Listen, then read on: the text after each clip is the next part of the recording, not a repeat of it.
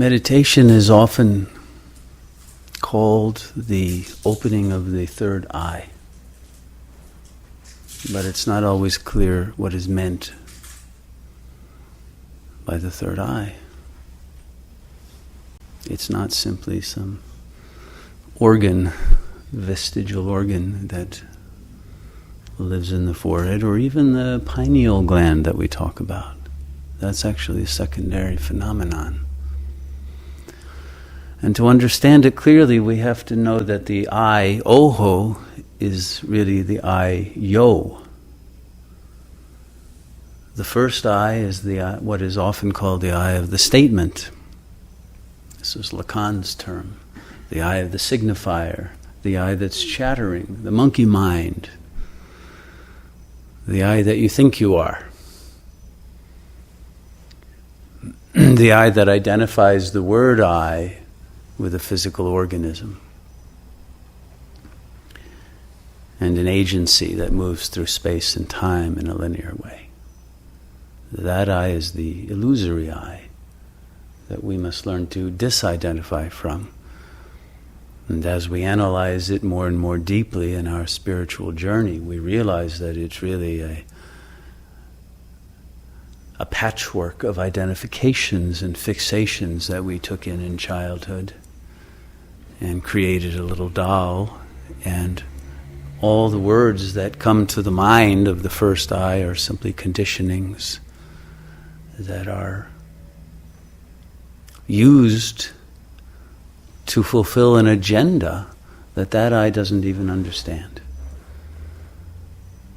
And that eye is manipulated by a second eye, the one behind the scenes, the Wizard of Oz, the little guy, not the big voice out in front, but the guy behind the scenes who manipulates, who sends the words up into your mind and you feel, this is what I'm thinking, when in fact it was a game. In order to fulfill agendas that the first eye isn't aware of and therefore has plausible deniability. And so the first eye doesn't even know what it means by what it says. And the second eye, the eye of the enunciation of the statement, is an eye that's often an entity that is frozen in time, that may actually be a child, a self that you were long ago, that refuses to dissolve, that runs the show in order to gain power that it didn't have in childhood, or sensory gratification that it didn't have, so that it knows that it's loved. It wants to be an object of the desire of the other, or it wants to destroy another, to devastate it, to break its heart. There are many different agendas that the second eye has, but the second eye in general is anti-love, because it was created as a defense mechanism, responding to an environment that was not unconditionally loving. And that second eye may be very confused. It may not even know, is it male or female? Or even if it is alive or dead. It's kind of a ghost. And until that ghost is flushed out from its hiding place, it can't be dissolved. And the illusion of its existence gets perpetuated through the activities of the first eye that, unbeknownst to the first eye, the conscious mind, get projected out into the world, so that this ghost appears often in the form of an other who gets angry and judgmental, etc., and one is victimized by that other, but all along one has actually created that other. And so one has the enjoyment of being the puppeteer. Many things go on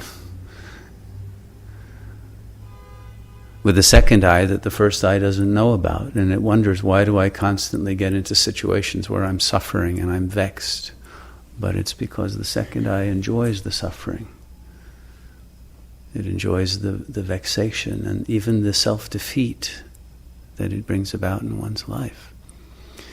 And to get beyond this suffering, you can't simply analyze that eye. This is the mistake that psychoanalysis makes. It thinks that the first eye can analyze the second eye, but it can't, because the first eye is always the puppet of the second eye. So you can have the most brilliant psychoanalytic interpretation from Freud himself in a session, and it won't help because the first eye will forget it as soon as you walk out of the session, because the second eye controls what thoughts you're allowed to retain and to develop. And so somehow it keeps slipping away, doesn't it? The truth keeps falling away, even though you're told it very directly, consistently, and yet, I forgot. And you're back in the old patterns again and again, because the first eye is an illusion, and the second eye is a ghost. And so the salvation only comes when we surrender to the third eye. And the third eye, fortunately, is the eye of Shiva. It is the eye of God within, the eye of pure awareness. That is the eye of love, the eye of the unborn and eternal real self. And if we turn inward, at least the first eye, and surrender to God, then we flush out the resistance of the second eye. And gradually there becomes an integration as we recognize that the third eye indeed outranks the second. The first may not, but if the first surrenders to the third, then the second has no way to maintain its hegemony. It has colonized your mind. And only when the rightful owner of the mind, which is God, is allied with the conscious mind, can all of those vexations and unconscious agendas be finally overruled by divine will. And so that's why it's so important what St. Paul said, that it's not I now, but Christ that liveth in me. Whether we say Christ or our Buddha nature or Shiva, it's irrelevant, or Allah. Any final term for that supreme reality that is the ultimate core of our being will work, because it's that which is beyond any name or form. And we can only point to it, but we can't reach it with language. We can only reach it by surrendering the mind itself. We can surrender the chattering first eye to God. That's what we're doing in meditation. And so if you're sitting there trying to meditate, but the mind is chattering and won't shut up, it means you are resisting God. You're refusing to surrender to the only God that is real for each of us, which is the God within. Not a God of some belief system out there, but the God that is the very life of our being. And when we surrender through the act of silence, then the power of love will overcome this anti-life and anti-love force that lies within the soul, and that has been the cause of all the karma and the bondage to the wheel of reincarnation, life after life, digging deeper into the hole of suffering, and we can be liberated. And in that liberation, there's the realization that all along I have been the eye of Shiva. I am that. There is no separation. And all that I thought I was is only an illusion, a dream, created by the very power of consciousness itself. But it is Maya.